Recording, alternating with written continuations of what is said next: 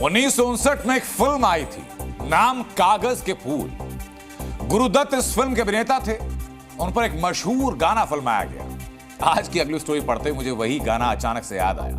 देखी जमाने की यारी और बिछड़े सब बारी बारी। ऐसा ही कुछ इंडिया गठबंधन में हो रहा है। लोकसभा चुनाव से पहले कई दौर की बैठक के बाद गाजे बाजे के साथ इस गठबंधन का ऐलान किया गया।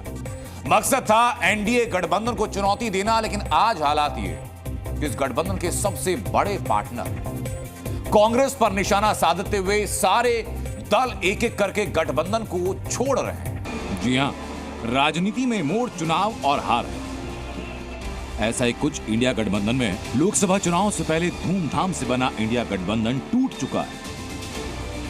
ये लोकसभा चुनाव के लिए था गठबंधन, बिल्कुल ठीक बोल रहे हैं। वो जो इंडिया गठबंधन था वो लोकसभा चुनाव के लिए राष्ट्रीय स्तर पे था। अगर ये सिर्फ पार्लियामेंट इलेक्शंस के लिए था, इसको वाइंड अप करिए, फिर हम अपना काम अलग से करेंगे।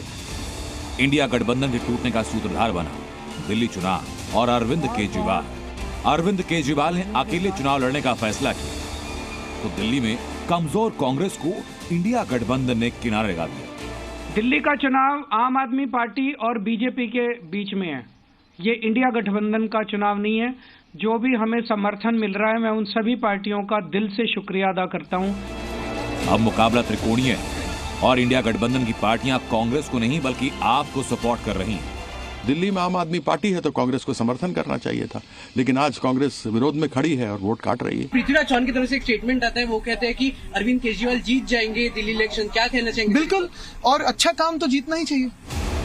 जब इंडिया गठबंधन टूट रहा है तो बीजेपी तंज कस रही है। वो अलायंस तो ये था ही नहीं, एक लुटेरों की जमात इकट्ठी हुई थी।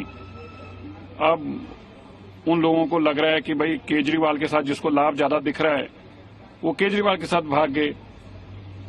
राहुल गांधी जी का तो आप समझ ही रहे हैं कि उनके हालात ही ऐसे हैं कि उनके साथ तो वैसे खड़ा होना कोई भी नहीं चाहता। ये इंडी अलायंस जो है ये पहले ही टूट चुका है, अब भी इसमें दरार पड़ गई है। तो कहीं ना कहीं लोगों को ये साफ रूप से नजर आ रहा है कि केजरीवाल जा रहे हैं। दिल्ली को जीतने के लिए अरविंद केजरीवाल ने आज 8 सीटों पर जिताऊ वोटर्स जाट के आरक्षण का मुद्दा छेड़ा।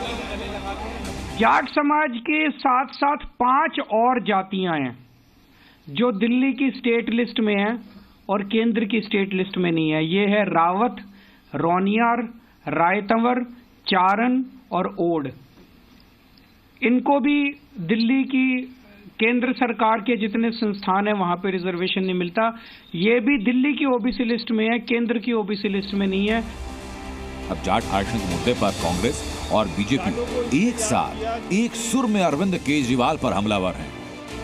साहब ये तो मतलब अजीब बात है। पहली चीज तो जाट तो पिछले 10 साल से दिल्ली में हैं। इनको 10 साल से नहीं जागे, ये तो मुख्यमंत्री रहे।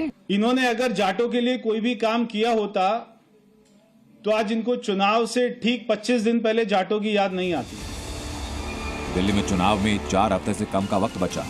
इस चुनाव में अब तक कई ट्विस्ट आ चुके हैं और इंडिया गठबंधन का खंड खंड होना इसमें सबसे बड़ा ट्विस्ट है। अब तो इंडिया गठबंधन बस यही कह रहा है कि छूटे सब बारी बारी।